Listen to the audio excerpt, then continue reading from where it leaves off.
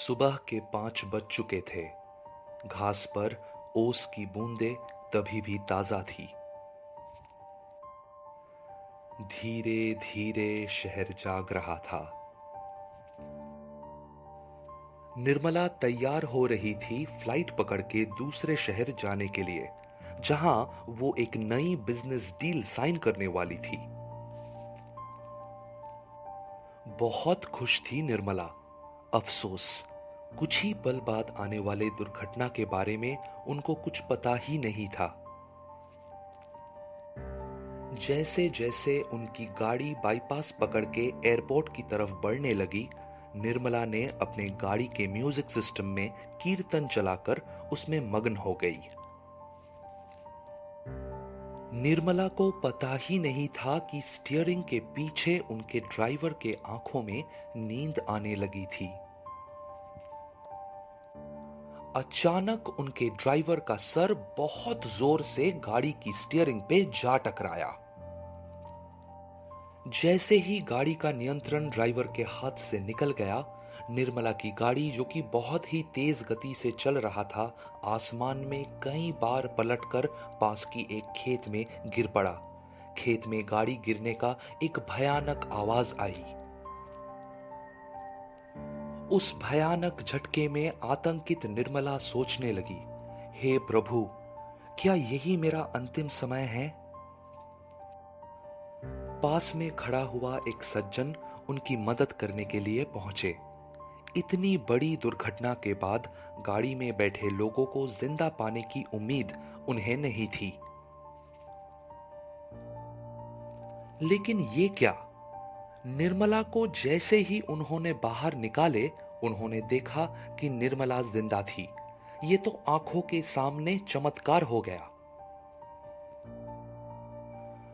जैसे ही वे ड्राइवर को मदद करने के लिए गए, उन्होंने देखा कि ड्राइवर भी जिंदा थे और उनको भी कोई भारी चोट नहीं आई। सिर्फ यही नहीं कि निर्मला जिंदा थी, उनके कलाई में कुछ छोटे खरोच की सिवा कोई बड़ी चोट उनको आई ही नहीं। वो सज्जन चौंक उठे। उनको अपने आंखों पर विश्वास ही नहीं हो रहा था। निर्मला ने उस सज्जन व्यक्ति को अपना आभार जताई, पर वो सज्जन कहने लगे कि इतनी बड़ी दुर्घटना के बावजूद निर्मला का जिंदा रहना एक चमत्कार ही लग रहा था। उन्होंने और बताया कि कुछ ही दिन पहले उनके एक दोस्त के साथ इसी बाईपास में एक बड़ी दुर्घटना हुई थी, जिसके चलते वो दोस्त अभी कई फ्रैक्चर्स लेके एक अस्पताल में दाखिल है और उनका इलाज चल रहा है। उनकी बातों को सुनकर निर्मला सोच में पड़ गई। उन्हें कर्मफल के आदि अनंत नियम पर गहरा विश्वास था, जो सिखाता है कि जैसे करनी वैसे भरनी। कोई भी अपने कर्मों के फल से भाग नहीं सकता है, चाहे वो भला हो चाहे बुरा। निर्मला को इस दुर्घटना से जीवित निकलने के बाद लगा कि उन्हें अपने कर्मों पर गहरा विचार करना पड़ेगा। इस संकट में निर्मला वापस गई दो प्रेरणा पुरुष की सहायता के लिए, भगवान श्री कृष्ण और परमहंस योगानंदा। परमहंस योगानंदा जी ने आधुनिक युग के लिए श्रीमद् भगवद गीता पर खास व्याख्या की थी, जिसका नाम है God talks to Arjuna. Nirmala Mahabharat के महायुद्ध के बारे में सोचने लगी। हमारी जिंदगी भी एक तरह का युद्ध क्षेत्र है। रोजाना हमें किसी न किसी युद्ध में शामिल होना पड़ता है। कितने निर्णय लेने पड़ते हैं और कितने सारे चीजों से हमें संघर्ष करना पड़ता है। कुरुक्षेत्र की युद्ध से पहले दोनों दल श्री कृष्ण के सहायता मांगने के लिए उनके पास पहुंचे। अर्जुन शांत रहते हुए श्री कृष्ण के चरण के पास जाके बैठे। ये आचरण अपने आप को ईश्वर के पास समर्पण करने का प्रतीक है। राजा दुर्योधन श्री कृष्ण के सिर के पास एक कुर्सी लेके बैठ गए। ये उनके अहंकार और घमंड का प्रतीक था। सहायता के तौर पर श्री कृष्ण ने अपने आप को या अपनी सेना को देने का प्रस्ताव रखा। घमंडी दुर्योधन खुश होकर उनकी सेना को चुना। बाकी इतिहास है। 18 दिनों के भयानक युद्ध के बाद अर्जुन जिंदा रहे और दुर्योधन का विनाश हो गया। इसी महायुद्ध के बारे में सोचते सोचते निर्मला के मन में कोई आशंका नहीं थी कि इस मर्मांतिक दुर्घटना के बावजूद उनका जीवित रहने का एक ही कारण हो सकता है, परमहंस योगानंदा जी के दिखाए हुए रास्ते पर निर्मला का लंबे अरसे से की हुई आध्यात्मिक अभ्यास। निर्मला पराजित नायक कर्ण के बारे में भी सोचने लगी।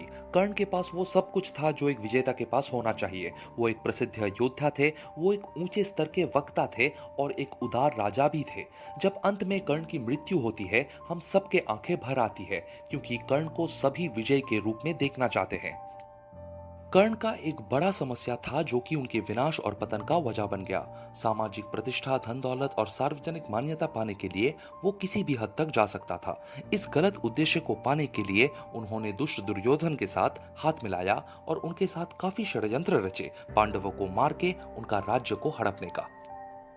भारी सभा में द्रौपदी के अपमानजनक वस्त्र हरण के समय भी कर्ण ने दुर्योधन का पक्ष लिया।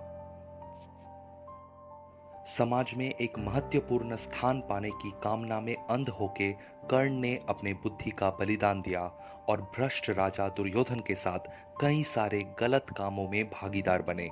बुद्धि एक अद्भुत अस्त्र है। यह हमारी रक्षा और विनाश दोनों ही कर सकता है।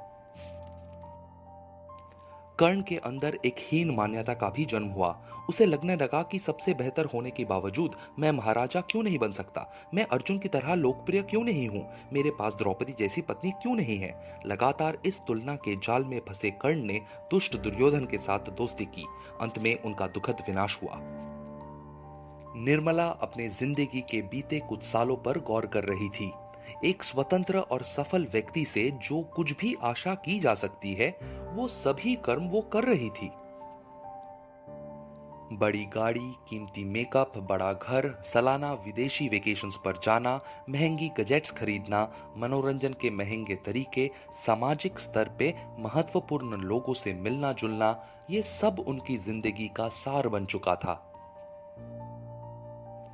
समाज में दूसरों के आंखों में सफल बनने की इस दौड़ में निर्मला के अपने अंतर आत्मा से शायद उनका नाता छूट रहा था। वे अपने कर्म के फल की आशा में लिप्त हो गए थे। ज्यादा पाने का लोभ उन्हें ग्रास कर रहा था और अपने आध्यात्मिक क्रियाओं का उपेक्षा करके वे नकारात्मक लोगों के ऊर्जे को अपने विचारों पर प्रभाव डालने की क्षमता दे रही थी। गाड़ी की उस भयानक दुर्घटना ने अब ये दस्तक दी कि वे पराजित नायक कर्ण के राह पे ना चले। निर्मला को एहसास हुआ कि उनके पिछले आध्यात्मिक अभ्यास ने ही उन्हें इस भयानक दुर्घटना से बचाया है। श्रीमद् भगवत गीता में श्री कृष्ण ने धर्म के 4 स्तंभों का सहज और सुंदर विवरण किया है। पहला है कर्म, फल की आशा ना करते हुए और लोकप्रियता या सामाजिक मान्यता की सोच के बगैर निरंतर प्यार और जोश से अपने कर्तव्यों का पालन करना चाहिए। दूसरा, क्रिया योग या आध्यात्मिक अभ्यास। रोजाना हमारे शरीर में महत्वपूर्ण ऊर्जा नष्ट हो रहे हैं। आध्यात्मिक अभ्यास के साथ हम अपने अंदर विश्व ब्रह्मांड से निकली हुई ऊर्जा को अपने अंदर प्रवेश करवा सकते हैं। इससे हमारे अंतर्निहित बोध का उन्नति प्राप्त होता है और यही हमें सही दिशा दिखाते हैं। धर्म का तीसरा स्तंभ है ज्ञान। आध्यात्मिक अभ्यास के साथ हमारी बुद्धि और ज्ञान में वृद्धि आती है।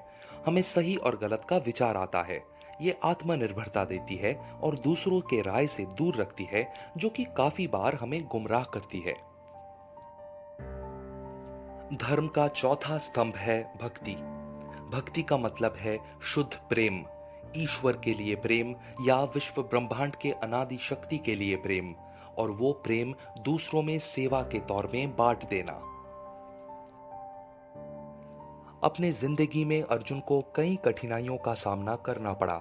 एक राजा होने के बावजूद उनको कई साल वनवास और निर्वासन में रहना पड़ा, लेकिन निर्वासन में रहने के समय भी अर्जुन ने अपने आध्यात्मिक अभ्यास को कर्तव्य के रूप में जारी रखा। वे अपनी अंतरात्मा यानी कि श्री कृष्ण से प्रभावित था, कर्ण की तरह अपनी अहंकार और दंभ यानी कि दुर्योधन से नहीं। इसी तरह अर्जुन ने श्री कृष्ण के कृपा को आकर्षित किया। श्री कृष्ण ने उनको बचाया, उनके सारथी बने और महायुद्ध में अर्जुन का साथ देकर पांडवों को जीत हासिल करवाए। श्री कृष्ण ने अपने मित्र अर्जुन के जरिए पूरी दुनिया को भागवत गीता का उपहार दिया। इसी तरह सारे कठिनाइयों के बावजूद अर्जुन विजयी बने। अफसोस, एक वरिष्ठ योद्धा होने के बावजूद कर्ण एक पराजित नायक बन गए। हे परम दयालु श्री कृष्ण, आप हमारे चिरसारथी बने रहे।